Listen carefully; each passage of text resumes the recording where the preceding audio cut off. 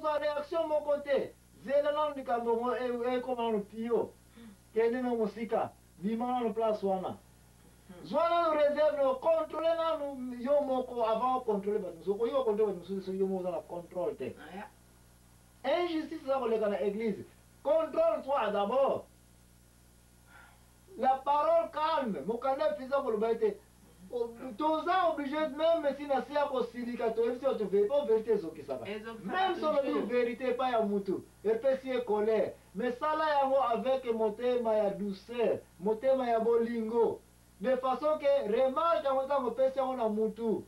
Mutu na ta ko zo yango. Oye di façon calme, mutu akoyeba. Ah c'est.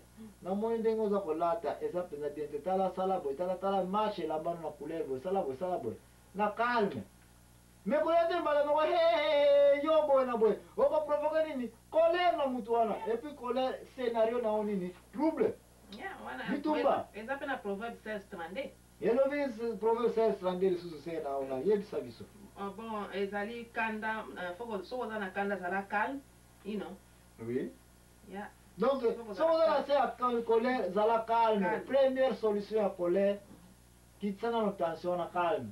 Batebele abingazo a réaction mabe. Ah! Nake ko mitumba.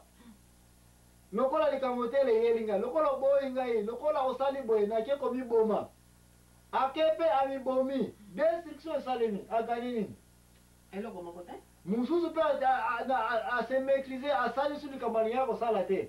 Na suka tali ah! Soki na sala kanyango, nanga manani zoba. Jamwana mokanda nzambe. Yeah, proverbe 14:19 balobi kanda ezali folie.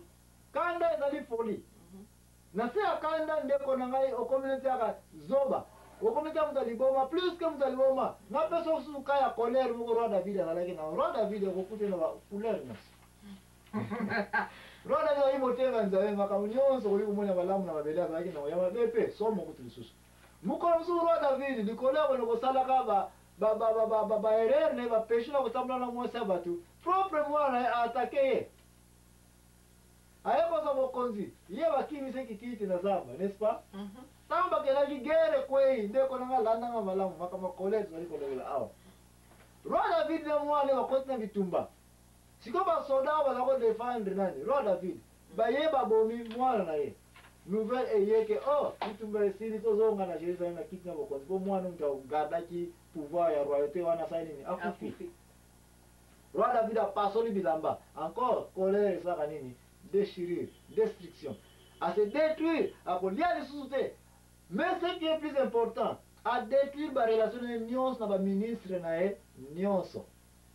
Ali isu ko sona mutu mokote akangeli Jérusalem Nyonso kanda, akangeli ba généraux Nyonso kanda pour ne pas bomi mwana na e. Mais question ezali siko ba généraux ba yebisa ki ba pa jour na ba généraux za koleka. Roi David za kana colère. Ba c'est ouais. Prophète Mayo c'est là. Soki okozoyo akonseil na ngai te olongola colère no to bana ko kopena batu nyonso. Okotika la yo moko. O dirige mboka na. Bazos mo ngima.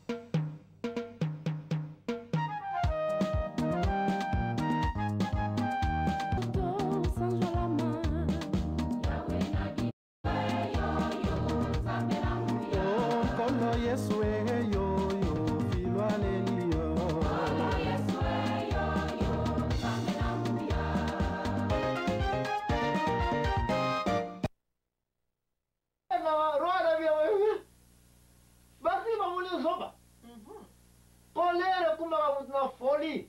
Rwanda vile kwa na folie mais yo zali zoba yote mtu alikuwa tosoma na Jerusalem.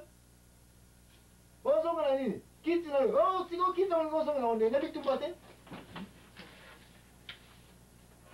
Colère ekumba ka mtu nini zoba likamona Nzambe ekotika na koleka jamais. Sikala ko changer. Rwanda vile limaki zoba likolo ya kanda azali na po mwana Absalom. Basa nini? Babomie pona nini? Si po azali watake yo. Yeye abo masiko rate ko bayi ko zongela yo. Ozo comprendre. Le kamwana lo mina proverbe nini susu 14, n'est-ce pas? Ezako sipotete na se ya kanda. Mtu wiko mbanani zoba. Proverbe 14:19. La sina mwana tata mususu. Ayega bolanda kwa le bana no sale mwasa le bima libanda. Propre mwasa bina libanda la bote sino liputa zitu. Mwasa tike nani? Mtakala na libanda. Bas bayona wo. Nale magizoba. Ye mobile zoba. Tata musu bana no sa ya ale bina no suba tawajaba bali nale na libanda liko bana na balabala. Bat basomo ba bana ba sheke. Bana mwana nani wana mwana entel. Nani zoba. Tata likolo ya kanda mute makanani zoba makamu suzo ezako kumba batukia sana colère bon mtu aliingia pour dafu gana se ya colère mtu awiko sana n'importe quoi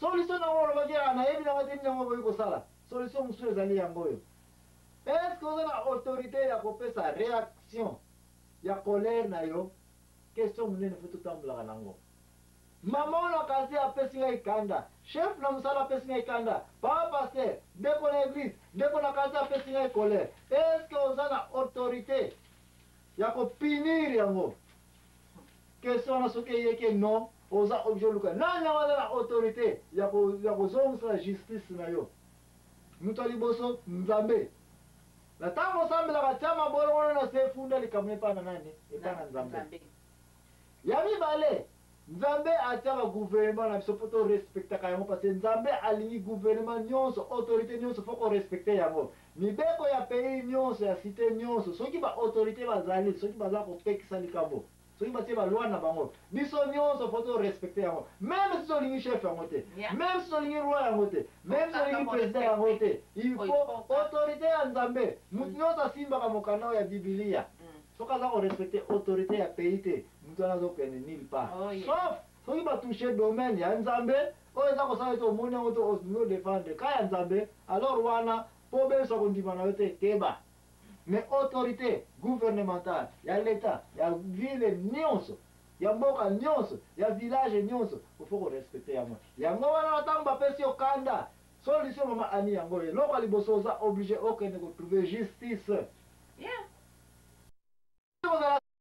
kwa dossier na yo ekozala analyse baprocureur de la république bakotala yango bamagistrat bakotala yango OPG police akokota na makambo wana justice te bakozongisa yango mais yo ezali te ko parce que bayi lupango na bango babetaki mwana nga sikoyo nakobeta bana na ye nyonso epuis aya bongo sonyi obeta mwana akufi parce que colère nyonso suka yango eza nini destruction bunda makambo na leta mama ali na moni ozali na likambo lingolo na église kaka pasteur apesi yo kanda sikoyo kanda na yo ekomi fale okende ngo na pasteur bandimi nyonso komi korendre bango mal à l'aise kofinga bandimi mpona nini pasteur apesi yo kanda ezali yango foto tika yango eza malamu te Nzambe alingi biloko wana te mama pasteur apesi yo kanda ye bato nyonso komi korendre bango mal à l'aise mama coordinatrice mama présidente mama secrétaire nyonso kaka likambo ke kaka kanda na yo ale okoni kotia yango na bato nyonso ezali yango foto tika yango eza bien te Nzambe alingi biloko wana te mwati na ndako mama bana apesi yo kaka kanda ale yo wana mama bana obengane na chambre bima na chambre na nisu komona yo na chambre na nga te eza si yo moko mibengane na chambre wana te ezali yango foko tika yango eza malamu te papa ya bana apesi yo kanda yo wana zela na kinda kondimisa yo tokomi kaka bajini oyo ezalaka soki esera mpona kolata yango 1 heure de temps okomi kotia yango na nzoto ketu nyonso okangi yango mpona nini papa apesi yo kanda eloko wana foko tika yango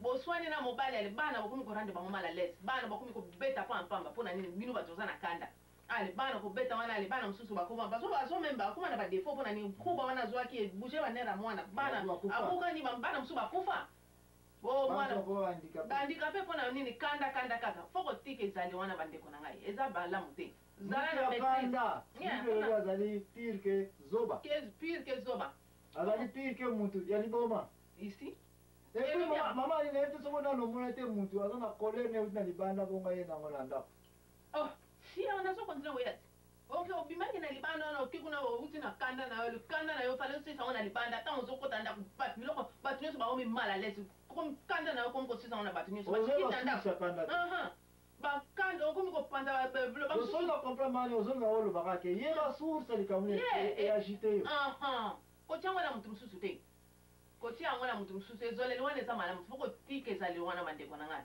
bokomi pasere apesi okanda bino wana bokomi kalia nyonso kende kofunda pase pasere bato asali na eloko te bokomi kakanda epana mpona nini apesi okanda siko soki pase asalaki aza na pasere afaute priseur bozokonde kofundafunda ye botikaka bofunde na nzambe